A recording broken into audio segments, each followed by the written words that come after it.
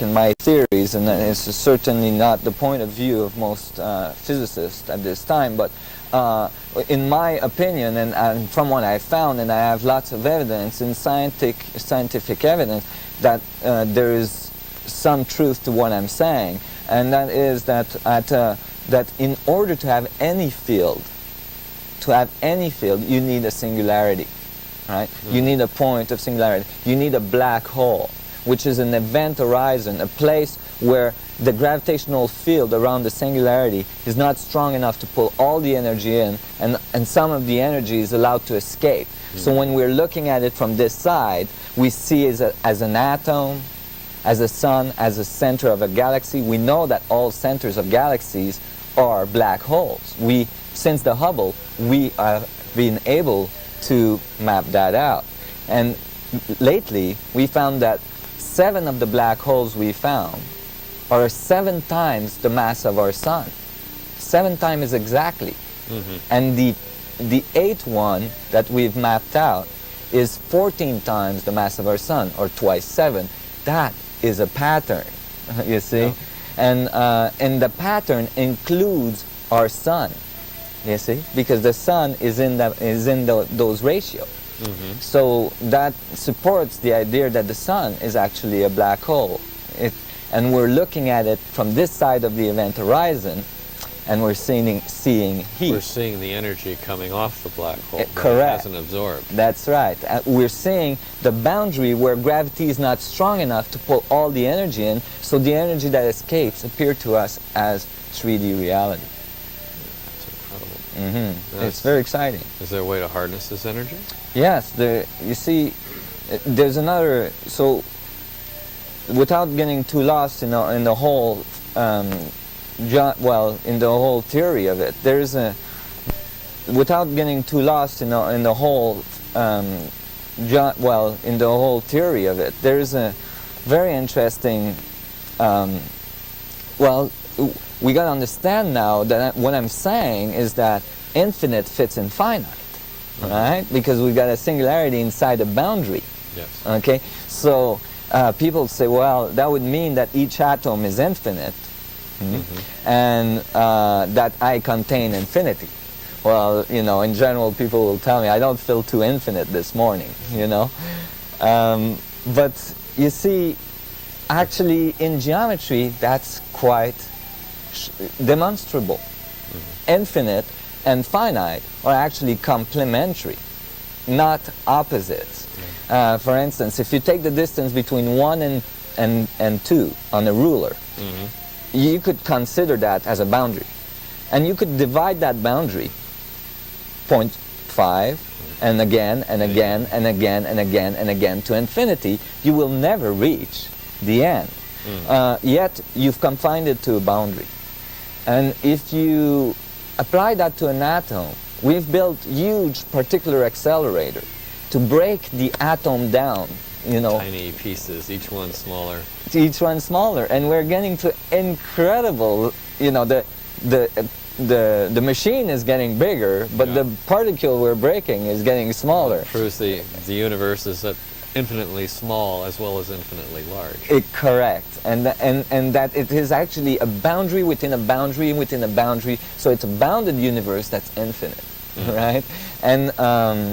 And there's very interesting links to philosophy and consciousness now, and because now you understand that if each point contains the whole, then each point has all the information. Now let's go back to our blind person with the Rubik's Cube. Okay. Now we told him to solve the equation. We didn't give him any information, but now we're just going to give him one piece of information, yes or no, every time he makes a move. And now he's moving still at 1 moves a second. And we're saying yes, no, yes, no, yes, no, yes, no. Well, now it's not 26,000 billion years that it will take.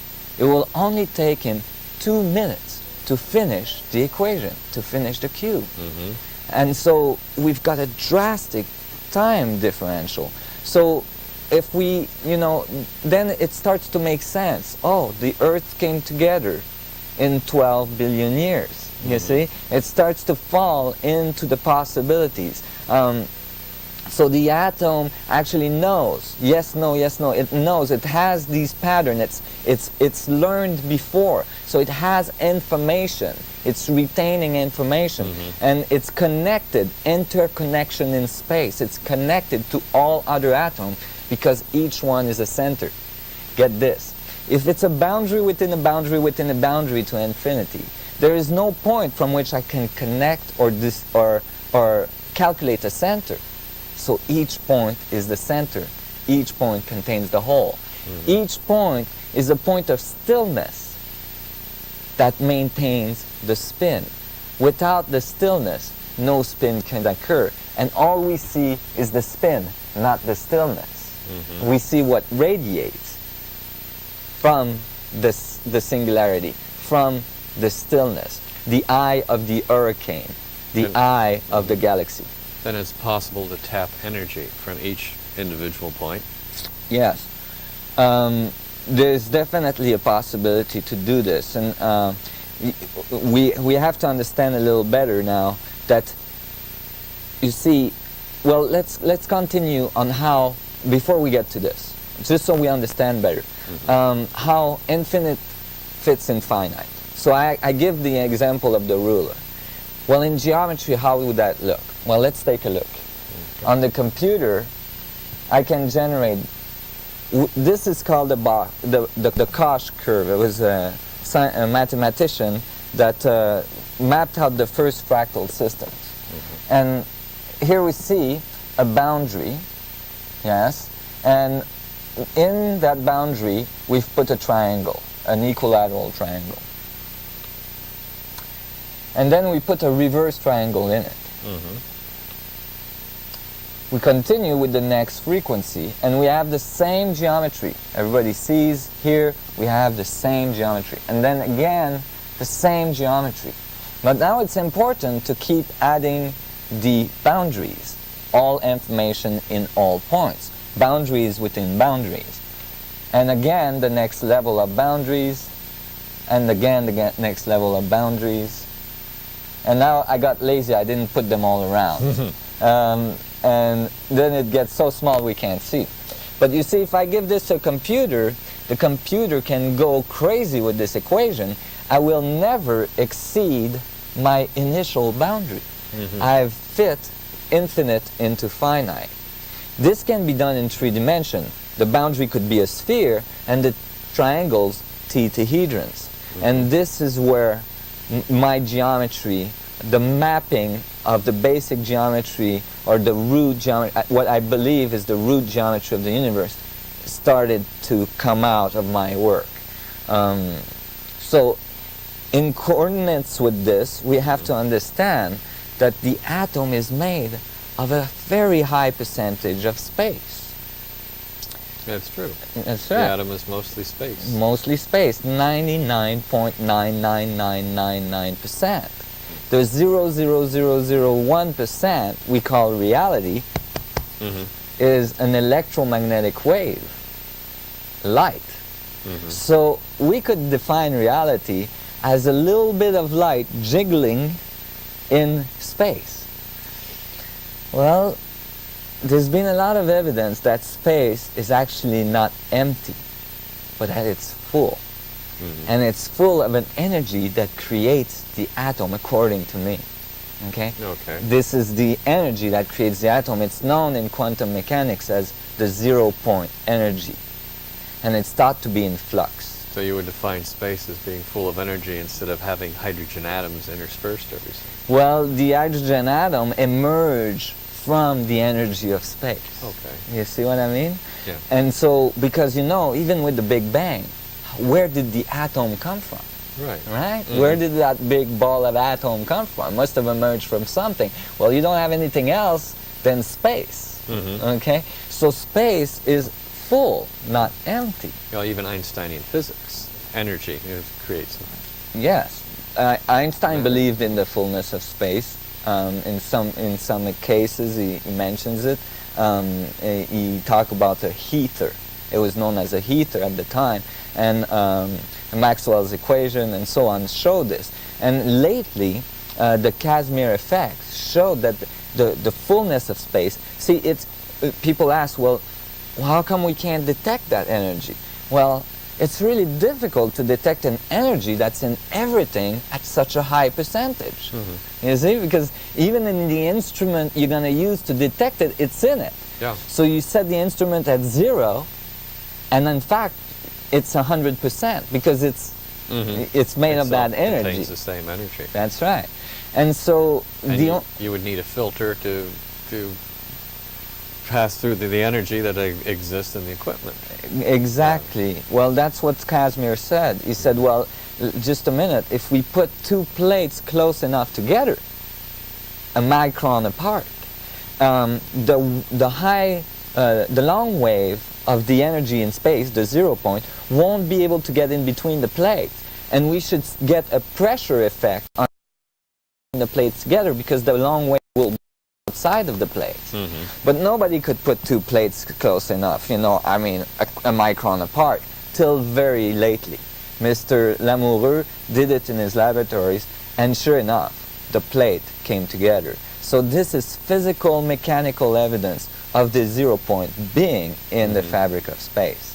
And where my work comes in is where I say, yes, it's in space, but it is structured. It uses a specific set of geometry to create reality, you see. It'd be interesting that you could actually do construction in space. If you had everything a micron even, you would just put the pieces together and they would fit. And they would fit.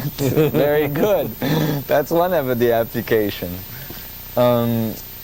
So it's very incredible. But now when we calculate the energy of space, then it's even more incredible, because when the calculations are done, the energy in space is just enormous. It's in the order of 10 to the 94 grams per centimeter square. Okay, that's the density of space, 10 with 94 zeros. Okay, now to give you an idea of what that means, if we took all the atoms in the known universe, right, with the biggest telescope, which is the Hubble, and we made an edge, okay, we made a boundary, and we said, okay, we take all these atoms and we compress them in a centimeter cube of space, that space would still not have the energy density of the 0 point, 10 to the 94 grams per centimeter cube. And you're working on tapping the energy at 0 point. That's right. So my theories has been that if then it has a structure, because you see, when it creates reality, it creates it under very specific structures. Right behind us is the Earth, the Moon. What are those geometry? If we look around us, does Mother Nature make cube planets? No. It knows one trick. It makes a sphere. You see? And it makes a sphere at the cellular level, at the planetary level, at, you know, at the suns and stars and so on. So it makes spheres, and then it puts them together in different ways and makes different stuff, right? But basically it makes a sphere. So how does the sphere pops out into hyperspace? How does it come out? How does it create reality? Well, then you understand that it gets hatched. Right. It gets hatched. That's right. It's the chicken or the egg. Well, the sphere is the highest volume possible. So it's the most unstable. Well, imagine all this density of space, and now the sphere appears. That unstable geometry wouldn't be able to appear like this. So what I'm saying is that there is a lower frequency of geometry that maintains the sphere in hyperspace.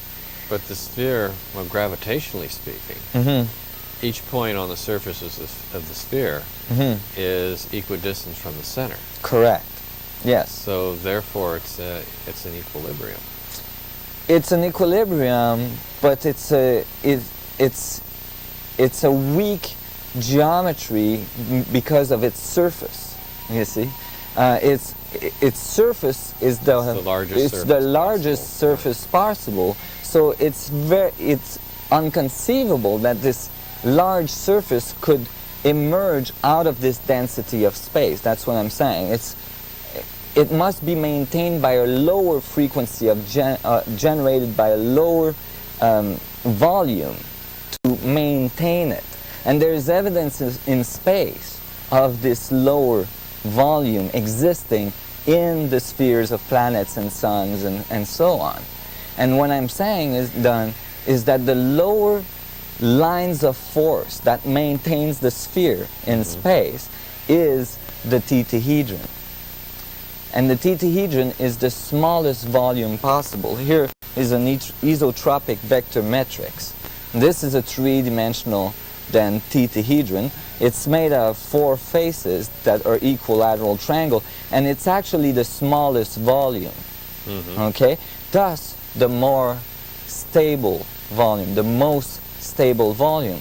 And what I'm saying is that the sphere emerges because of 2 tetrahedron in hyperspace, a male and a female tetrahedron, polarizing the sphere, and then the sphere emerges.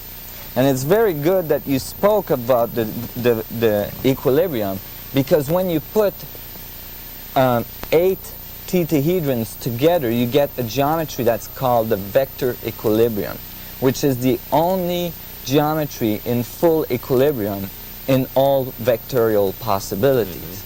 And so this, as I moved through my mathematics and the geometry, I ended up building what I believe is the basic grid of time and space that generates the sphere, which is a 64 tetrahedral grid that makes a vector equilibrium in the middle. So what I'm saying is that in the middle of this is a vector equilibrium.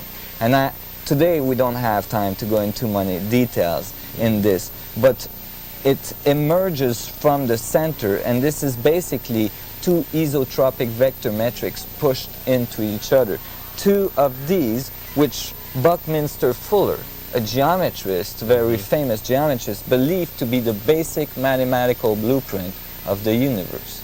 And basically what I've done is I've put 2 of these base to base together, and I've added 24 tetrahedrons to give a 64 tetrahedral grid, which I'm showing you here on this crystal. And you have 4 more tetrahedrons on the inside. Here I'm showing that there is an asymmetry in the middle of the matrix. Let me show you maybe on the computer, but at the same time we'll move a little bit through some of the graphics I'm going to show you, but I'm going to show you what these were very significant, because this is half of a vector equilibrium. It's half of this geometry. The ones that are blue, you see, are half Why of don't this. planets come out like this than a sphere? Because this is spinning. Very good. And so when spin is added, the sphere emerges, which is the highest volume possible. And that is the curve, the curvature of space. So let's take a look a little bit here.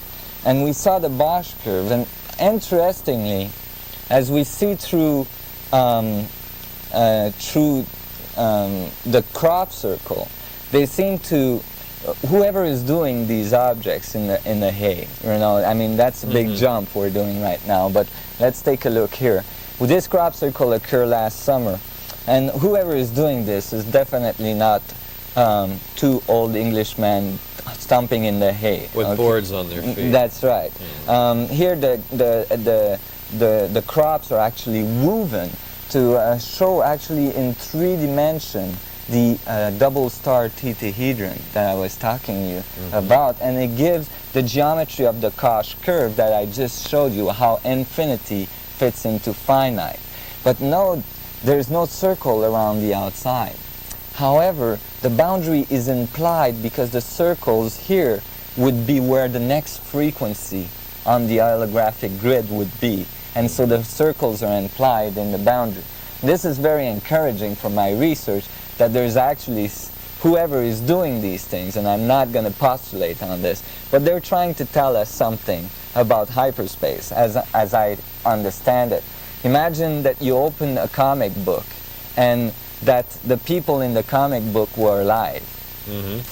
And you wanted to tell them you're here, but now you're screaming at them, they're looking up, they're in 2D, they can't see you. So what do? You make them a little drawing. And maybe in the drawing you would give them the geometry of your reality. Maybe that would be a cube. And they would understand, oh, the person that's doing this is in another frequency. And maybe you could give them the information on how to get to 3D. So this is a crop circle that occur again a little later on, almost about 2 weeks later after the other one. So the people that are doing this, whoever that are doing this, were insisting on that geometry. And interestingly, when you take the central part of that crop circle and you overlay the octahedron cavity of my crystal, when you have the 64 crystals put together, when you overlay that geometry with the right rotation, the octahedron cavity makes exactly the central piece. So the crop circle actually gives you all of the information to build that crystalline structure I was talking to you about. So I thought that was kind of interesting. So the creation of crop circles is intelligently guided. It seemed to be, you know, there's a lot of evidence that support the fact that these crop circles are not the result, you know, the hoax are easily detectable. The one that don't have hoax that are not hoax or that genuine seem to have high level of neutrinos in them, which is usually created by nuclear fusion, certainly not in nature. There's clumps in the earth afterwards. There's all sorts. There's change at the molecular structure in the hay. That's the detection of magnetic fields. There's a detection of magnetic fields. So there's all sorts of interesting phenomena. Now that previous circle, someone once told me, the previous crop circle yes. that you showed, that is actually the equation for infinity, or? Yes. Well, that's what I was showing you earlier, is that Bach curve that you can continue to infinity and still have a boundary around it. So it's really interesting that they're showing that specific geometry that I have been using for years to map out the geometry of space-time, of hyperspace. So, you know, my belief is that they're trying to tell us about the geometry of life or the geometry of the universe. Do you find this geometry in other structures on the planet? Yes, or in other structures in the universe. And we actually, when you look at the way cells develop in the human body, and we'll take a look later on, maybe if we have time, of how the cells develop in the human body, they actually develop under that very specific fractal geometry of 4 cells making 8, 30, 16, 32, 64, and so on. 64 being the key number here to my geometry. So actually there's physical evidence you can touch that the human body is based on that specific geometry. Isn't that incredible?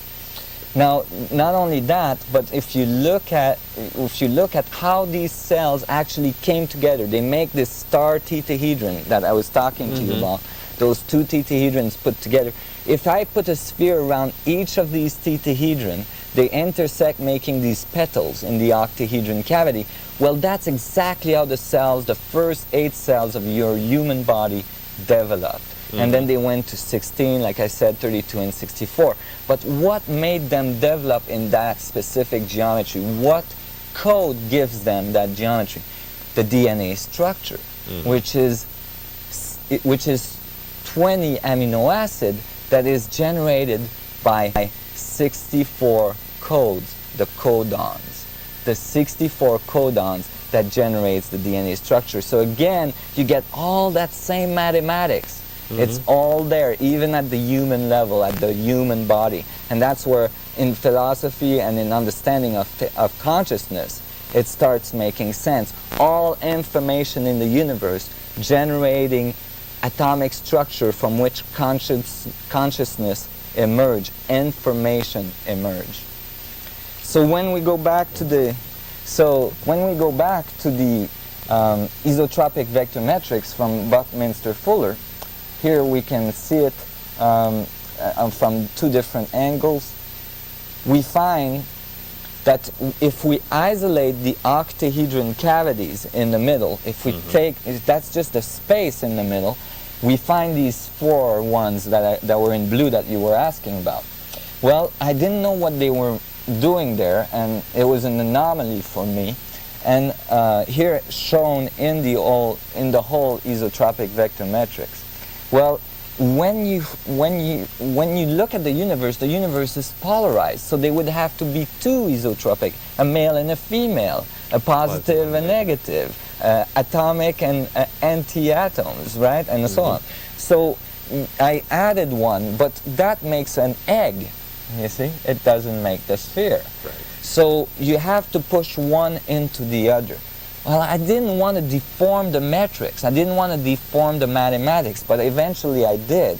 And when I did, I realized I didn't have to deform anything because the metrics, the male metrics, is ready to accept the female one because it has these 4 spaces in it, ready to accept the reverse metrics, making the vector equilibrium the only geometry that makes a full equilibrium in all vectorial possibility. It's incredible. Yeah, it's very exciting, and you know, metaphorically, this is the male and the female coming together to generate life, and it was a very exciting moment in my research when I discovered this. And so actually, the matrix is ready to accept the reverse one, and this then is the vector equilibrium. And this is the geometry at the center of the matrix when the matrix is completed. This is an isolation of the center of the matrix. So this is all, and then I added the 24 tetahedron to complete the matrix, and it became 8 tetahedrons making an octahedron cavity coming together to create 64 crystal tetahedrons. You know, which I consider to be the geometry of time and space. Now we got to remember that each tetahedron has, okay, well, this is the vector equilibrium in the middle, and again a crop circle occurred that showed a 2-dimensional vector equilibrium. And here we'll see when we put the 2-dimensional vector equilibrium in 3D, thus when we move this into 3D, we get the true vector equilibrium. And when we put a sphere around each of the each of the tetahedrons, we get a very ancient symbol that is called the seed of life, that is shown in that crop circle. Very similar to a Celtic symbol. Yes, Celtic symbol and Egyptian symbol known as the flower of life. And so this is, and then again, this when we put a sphere around each of the tetahedrons, we actually are reproducing how the cell of the human body are developing. And again, to re-enter, the cell are being placed in these positions by the DNA structure, which is directed by the 64 code. We see the mathematics are very important here. Have you found any evidence of ancient civilizations also discovering or working on this problem? Yeah, this is what is the most puzzling, is that I actually found that a lot of the ancient civilization used these specific numbers. For instance, the number 7 was widely used in most of the religious belief around the earth in ancient civilization. And it's interesting that there is exactly 7 spins ratio to a tetahedron. So if you were to do an equal spin on a tetahedron, right, or you would spin it from one point to the middle of each face, which is 4 times, right? This way, and this way, and this way, and this way, right? And then, so that's 4 spins, and then you'd find that you can spin it equally as well this way, edge, middle from one edge to middle from the other edge, this way, and this way. And so that's 3 other spin, thus 7. The 7 spin of the tetrahedron, the 7 octave of the, the 7 notes of the octave. And remember now, we have 7 black holes showing 7 times the mass of our sun, and an 8 black holes showing 14 times the mass of our sun in that octave ratio system. Definite symmetry. That's right. That's right. And that symmetry seems to be coherent with the spin symmetry of the tetrahedron. Now, have you found that there's a similarity, like with Egyptian pyramids or, say, Mayan construction? Yes. You know, in the short time we have, I don't have time to show you all my slides, but there's incredible coherency in the ancient text. First of all, none of the ancient texts, for instance, the Book of the Dead of the Egyptian, or the pyramid texts, or the Mayan codices, none of these traditions, even China, which we have found pyramids. There's 100 pyramids in China. The pictures have now been released. There's pyramids in Japan that were just found under the water. None of these civilizations ever claimed to have built these buildings. None of these civilizations ever claimed to have known the mathematics, ever claimed to have had the knowledge. They all said somebody came here. Previous. Yes. And built these things, and we witnessed it, and we called them the sun gods. They came here in flying ship. In the Egyptian tradition, they call them flying boat. But in, for instance, the Vedic texts in India, they specifically call them flying machine, right? And so what I'm saying is that these monuments seem to have been built as technologies, not as tombs.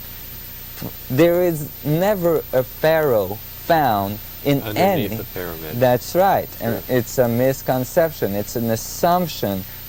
It's a theory that was put forward in the 1800s by the archaeologists at the time. But we must understand that some of these pyramids we had to dynamite to get in, because they were plugged with huge plugs of granite. And when we got in, the center of the pyramid was still empty. So there's no pharaoh ever been found in a pyramid. Correct. So what I'm saying here is that the pyramid is actually a resonance cavity. And in that resonance cavity, a field, a hyperdimensional field is generated. And what is missing inside of it is a crystalline structure turning in a plasma field, creating the focusing lens for that hyperfield to generate the singularity, what I call the singularity, the point where the universe goes to infinite curve. And we link up, if you will, we log on to the universal holographic geometry. And now we have a link to the universe, an opening, a wormhole opening to us. And it would produce incredible energy. It would produce incredible energy. It could have amazing application, gravitational fields, regenerations of cells, you know, all sorts of alteration of metals, you know, all sorts of things could be done. And most out there, maybe of my theories, but one of the one that touched me the most is that if this is true, then you would basically be opening a feedback loop where you would look through the black hole, through to infinity, and back at yourself, you know? So you would be interacting with the consciousness of the universe. You would be amplifying your consciousness, your power to generate to universal forces. Well, there'd be no such thing as time. That's right. You would see your beginning and your own ending. That's right. And it's interesting that you can show that in a very simple experiment. if you point a camera back at the TV in a closed loop, the TV shows what the camera is filming, and you take the camera and you point it back at the TV, you'll see the frames rotate, and when you focus into the light, all of a sudden you'll see the spiral open, and you've created a feedback loop, and you enter a wormhole into dimension. It's very interesting. Incredible. Where do you intend your research to lead? Well, I'm looking at actually building this technology. You see, I believe that this technology was brought to this planet thousands of years ago, thousands of years prior to our written history, and that all the information to rebuild it was left in ancient texts. And I took a little bit of a different line of approach, but I certainly linked up with that information at one point, and it helped me tremendously to understand what I was dealing with. I actually believe that this technology was taken out of the pyramids by a person called Moses, that was son of Pharaoh for 40 years before he learned that he was Hebrew. And what do we find in the Hebrew tradition, in the Old Testament? What is the most what's the center of the Hebrew faith? An object that's called the Ark of the Covenant of God. And when you find, and so when you, what is the word God in the Bible? It comes from a word, the tetragrammaton. Tetragrammaton. Theta for four, grammaton for letters or grammar, the four letters of God. But tetra can as well be interpreted as tetrahedron, and grammaton has an etymology of gram in relation to weight or an effect of gravity. So now we have something very similar to what I found. I mean, that's not the only thing that I based on to believe that this technology was a crystalline grid based on crystal tetrahedrons.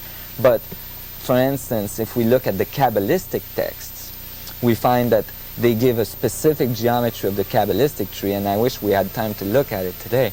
But when you see the geometry of the Kabbalistic tree, you can decode it to give exactly this crystalline grid. Kabbalistic referring to Kabbalah, Jewish mysticism. The Jewish mysticism, exactly.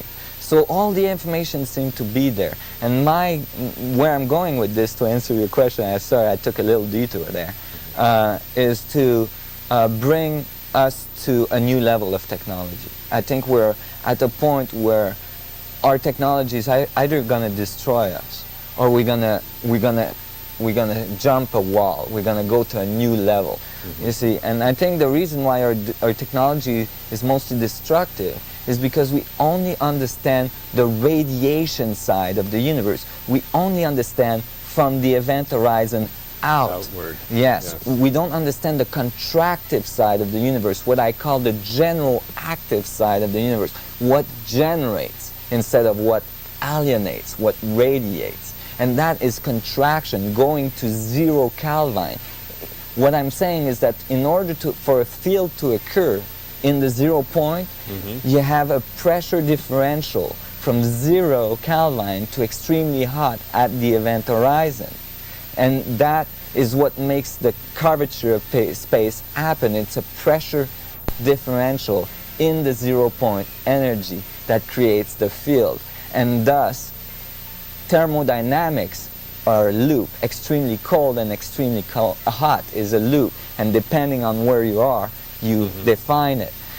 One's the absence of heat and one is the presence. The presence, yes. And it's all in relation to your observation, in relation to the event horizon. There's evidence of this. If the sun is a black hole, well, get this. When you look at the sun, the corona of the sun is much hotter than the surface of the sun itself. Well, that's reverse according to our thermodynamics laws. The surface of the sun should be hotter than the corona, but it's reversed. So it seems to be getting colder as you get closer to the center. And interestingly, the surface of the sun is too cold and doesn't generate enough neutrinos to support the theory that the sun is burning because of thermodynamic fusion. And so yet, in a black hole situation, neutrinos could not escape. And so they would be a low percentage of emission of neutrino. What then is your opinion of cold fusion? I think cold fusion then, if proven, accurate, and there's cold fusion cells now that seem to be repeatable on a very steady base in different laboratories. I think all that's happening here is that there's a certain coherence in the 0 point. We're starting to tap into that field, and the coherence is not necessarily linked to thermodynamics. We don't necessarily need to heat up at incredible levels to generate the energy. We can just create a certain coherence in the field, in the flux of hyperspace, in the 0 point, and the energy downloads automatically. You could even call a generator a coherence in the 0 point. The N machine, for instance, from Mr. De Palma, Dr. De Palma. Oh, yes. Yes. It's in New Zealand. Yes. A magnet turning on its own. No differential magnets like in a generator. You got a magnet, another one turning, you got electricity. This one is turning on its own and generating electricity. It's creating a coherency. John Hutchinson in Canada makes a little cell where he crushes crystals and then heats them up and then zap them at high voltage, and then they start emitting electricity at a constant rate for 10 years or longer. And with no iteration, nothing. You just tap into it and you have, and so these are starting to show technology and evidence that it's possible to tap into that 0 point. So in the future we're going to have little tetrahedral cars that... Yeah, hopefully they won't have to roll. We'll have little tetrahedral spaceship. Yes, yeah. That will be able to alter or create gravitational fields and so on. See, do we sit on top of them, on the point? hopefully not. We'll hopefully sit around them and control it with our consciousness, control the direction of the field with our consciousness. It will be directly linked through the 64 codons of our DNA structure into our being through our consciousness, and it's called symbiotic technology. And that might sound very out there, but the militaries now have made some symbiotic technology with their fighter planes that are so sensitive that they have to be controlled by the mind of the pilot himself. And as the computer is linked with the wave brain, and the computer is directing the ship through the wave brain. Brainwave, I'm sorry. And so it's, this is not, I'm not talking of something that's very far in our technology. Symbiotic technology is coming along. And I think, but if we tap in this universal consciousness, it's going to be more than just a computer registering brainwaves. It's going to be, I think, a much more profound experience. I believe that these, this structure can be generated quite easily, and it will be a very big advancement in human consciousness and a very big advancement in technology, and we're going that way.